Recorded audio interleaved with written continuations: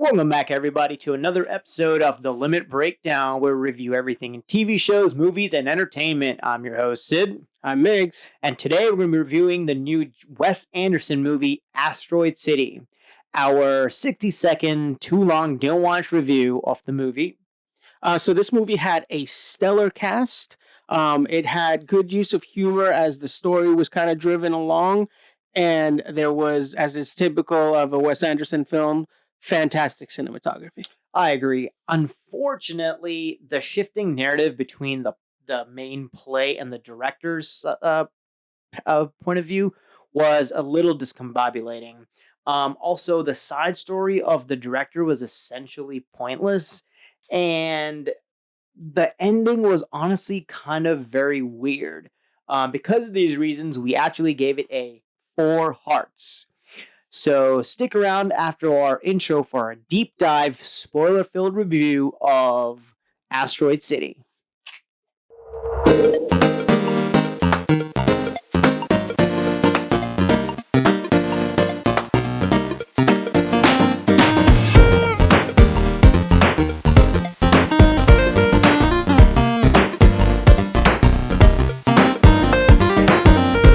Welcome back, everybody, to The Limit Breakdown as we review the new Wes Anderson movie, Asteroid City. So, Migs, what did you think of this weird movie? So I came for the cast. Yes. And I stayed for the aliens, really. No, I honestly the aliens were just kind of left field. Like I didn't it was not exactly what I was expecting. I'm gonna give full disclosure here. I'm not a Wes Anderson fan, so I didn't realize what a Wes Anderson film was until after we left this movie, and then I looked up some of his other work, and yeah, it's just I mean, it was beautifully shot. Like I said, the cast was fantastic. It was funny. Like I thoroughly enjoyed the movie. And it felt like I was watching some type of social commentary, and then right when I thought it was going to get some big payoff, it didn't. Yeah, I agree with you. It was I didn't know anything about this movie. You dragged me in. I'm like, fine, I'll watch it. I went in, as you said, because of the cast. Yeah. Stellar cast, like A-list actors. I mean, Tom Hanks, Scarlett Johansson, Jason Schwartzman as the main character. It had great cameos and side characters from people like Adrian Brody, Edward Norton. Yes. William Dafoe. What was it? David Cranston? Margot Robbie made a brief appearance. She did. I'm like, what the hell? Even Steve Carell. Yes. Was in the movie. And I was like, what is going on? Yeah, so crazy cast. And the movie was definitely weird. Yeah. It shifted we said earlier, shifted narratives between Asteroid City, which I thought what the movie was about, but then it turned that it was Asteroid City is a play, and then they started talking about the director who wrote it, which was in black and white, and they started talking his backstory and then how he came up with it, but it was portrayed by somebody else.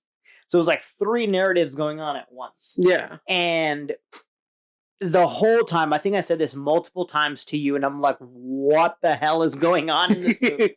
What am I watching? But overall, it kind of came together really well, and I very much enjoyed it. Yeah. I don't know why, I very much enjoyed it. It's one of those stories that like kind of catches you off guard. Like the initial premise too is just kind of out there. You've got who is it? Schwartzman, right? Jason Schwartzman. Schwartzman, who's playing Auggie, right? And his wife recently passed away, and he's got his son and his 3 daughters. Which, by the way, the 3 little girls were absolutely adorable, phenomenal. And I love their names. Was it Pandora, Cassiopeia, and Jupiter? Something like that. Yeah, they were very, very spacey. Yeah, spacey. And dude, the fact that they're like, oh, you know, Andromeda. That's what it was. Yeah, Andromeda, Pandora, and Cassiopeia. Yeah, I love the name Andromeda, but that's neither here nor there. But no, so yeah, so he hasn't told the kids that their mom has passed away, and then he's so robotic. Yeah, like I found that kind of weird. Mhm. Why they chose his character to be that stoic, robotic, and just very like, Which that part was funny. Whenever somebody would say something to him, he's like, but then that's it. I kind of had a different interpretation of it because as someone that has gone through like, you know, different levels of like intense grief, um, when you're in those moments, like I felt like the essence of the character was like he was kind of in like survival mode. And so it wasn't like I don't think that he was that way all the time. I just think that he was just in such an emotional sense of shock. Gotcha. That makes sense. And the daughter's reactions was kind of similar too. Side piece, I absolutely loved that they were like, "Oh, we're not princesses, we're witches." Oh yeah. And they had their own little backstory. It was phenomenal. That was great. But you see how they are all adapting differently to the news of their mother passing. The fact that they had her ashes in a Tupperware, that I don't know how I felt about that. Yeah, and then they buried it just on the side. I died at that. But yeah, so overall, that was their family stuff going on. The other family was Scarlett Johansson, who in the movie is an actress coming up for a future role. She comes there with her daughter, and I mean, the whole reason they go to Asteroid City is the older kids, are all part of like a science exhibit, and so they all have these like really advanced, like scientific experience, like Woodrow, Augie's son, projected an image onto the moon. Yeah. That was insane. One of the kids had a laser shooter gun thing. What did she made a plant that could like basically grow super fast. Yes. In a certain environment. Like super ingenious stuff. Yeah. And then I found that very interesting that they're all. And then when they were playing their little memory game, they're like, this isn't help because we're all geniuses. Yeah. So that was kind of funny. Scarlett Johansson's character, right, the actress, coincidentally has a room across from Auggie, and I guess over time they kind of start to talk to each other about life and whatever. Augie's a photographer too. That's important. Yeah. He's a war photographer specifically. Yeah. And he just takes pictures randomly. So I found that their dynamic, they were like, and she made a point in the movie where she's like, maybe we are together to talk about the grief that we're on. Yeah. She's like, I've been through stuff, because she's like, yeah, my second ex-husband, so clearly she's had at least 2 husbands or whatever. And then she talked to his grief, and it was just like, just the take on that was pretty interesting. I thought, like I said, it was one of those movies where I thought that it was possibly a social commentary on how we process grief. Because I saw a lot of that early on, but then as we got towards the end of the movie, because there was also a bit of that with the second side story where it was the director, right? And Edward Norton's character, the writer. Yeah. And how he was looking for like the perfect cast and the perfect motivation to write this story and the perfect way and everything. And it seemed like it was kind of like what it was to not find that and to lose that. And then just when I thought it was going to lead somewhere, it just didn't. Stops. It just didn't. It's like you can't wake up if you don't fall asleep. Yeah, that was one of the weirdest yet most profound lines. Like, you can't wake up if you don't fall asleep. You're like, wait, what? Yeah, sorry, and it's what? Like, wait, huh? Yeah, I did like / didn't like when they went back and forth between the play, which is the Asteroid City, and then the actual director and the director and the writer. The writer being Edward Norton, the director being Adrian Brody. Well, and there were some parts that were interesting too. When Augie's actor went back to talk to the writer, and he was like, "Why is he being so stoic? This doesn't make any sense. Why isn't he showing any emotions?" That was really cool because that's not something that you ever see. Yeah. That's almost like what you would picture actually is going on as the movie is being filmed. Like you're reading as the actor, you're reading the lines and you're going, "Hey, this reaction doesn't make any sense. Like why?" So I thought that was kind of an interesting peek behind the curtain. So another point of view that they had was, as the movie starts off and sometimes showed, is there is a narrator who is narrating to us, the audience, of how a movie or a show, in this case a play, is made. So they have cameras on purpose. They're like, this is when a writer writes.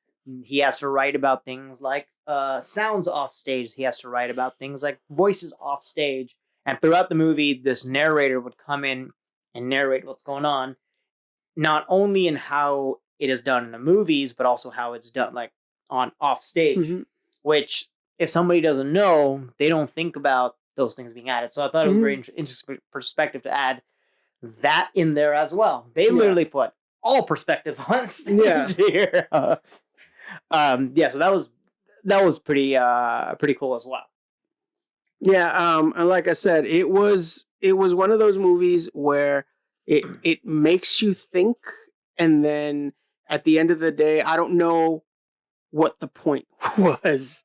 Like, I don't know if it was one of those. Obviously, it's meta commentary, so it's kind of like observing for what it is, and then like being in the moment versus not being in the moment. But then at the end it's like the meaning is ultimately whatever you take out of it. Yeah. It's like it's gonna mean a million different things to a million different people.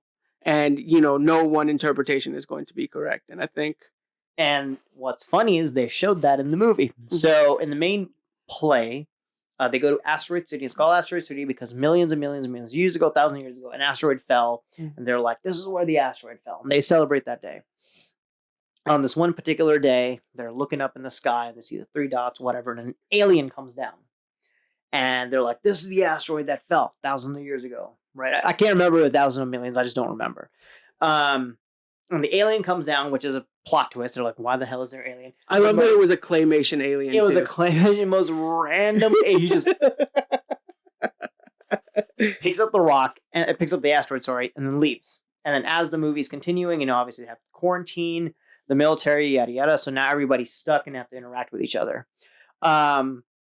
Then later in the movie, the alien comes back and just drops off the asteroid and then leaves. So same concept as you make it what you make it. Like, did they, in the whole movie, they're like, well, maybe it belonged to him and they sent it back, or maybe it was something else. But then they dropped it off and they're like, what does this mean? And just carnage after that, just straight carnage, which I thought was extremely clever. One random thing, which I don't know if you caught this, because I realized you'd never mentioned it. So obviously the alien is claymation, right? Yeah. But when they shift to, so after the carnage scene that happens, obviously they break the fourth wall when the fifth wall. Jason Schwartzman's character just walks off stage. Yeah. Goes to the black and white world. Yeah. He goes up to the director and he's like, "What am I supposed to do?" Right? If you notice, he walks past somebody who's dressed as the alien. Right? Do you recognize who the actor was? No. Jeff Goldblum. What? Yeah. I was thinking about it. I was like, he hasn't mentioned. I don't think he caught it. Yeah. It was Jeff Goldblum was sitting there in the alien outfit. That was his entire cameo. Oh wow, that's amazing! I completely missed that. Yeah, because I've thought about it. I'm like, this is right before Margot Robbie's character is also introduced. But yeah, that was insane. It was also funny that so in the play, they introduced Margot Robbie was going to be his wife, but then they cut her. They cut the actress, and because of that, they cut the character. Yeah. But they took a picture of Margot Robbie and they're like, we're still using a picture. So I found that kind of funny. Yeah. So let's go into final thoughts. What are your final thoughts on this movie? As random as this movie was, I still don't truly know what it's about and not about. I enjoyed it. Yeah. Every minute of it, I genuinely enjoyed this movie. It was random, surprisingly funny. Yeah. There was random moments where The little roadrunner. Roadrunner. Yes. There's a random roadrunner, and he did the beep beep for no reason. Another thing that I thought was hilarious was when they're in quarantine. Steve Carell, who's I guess the owner of the motel area, has like a vending machine for everything. He has a vending machine, obviously, for drinks, cigarettes. He has a vending machine that makes I think it was like martinis or something. Then he has a vending machine for land. Yeah. This is the most random. He has a vending machine for everything. I thought that small thing was clever. Some of their quips were hilarious. Yeah. The alien coming down, just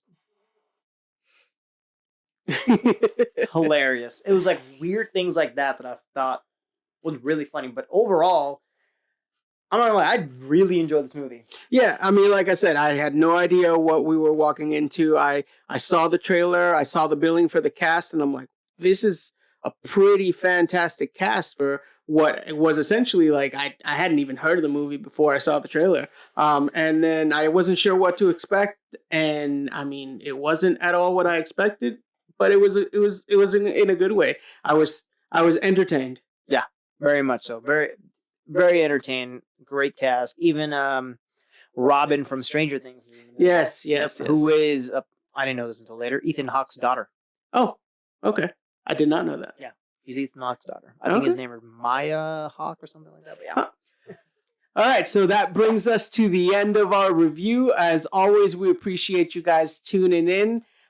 Please don't forget to like, comment, and subscribe. It helps us with the algorithm. Let us know what you've thought about this movie. If you've seen it, if you haven't seen it, if you go watch it after watching this review, just let us know what you thought. Please interact with the algorithm. I'm begging you. No, I'm just kidding. But we would appreciate it. As always, thanks for watching. Stay tuned for more content, and we will catch you next time.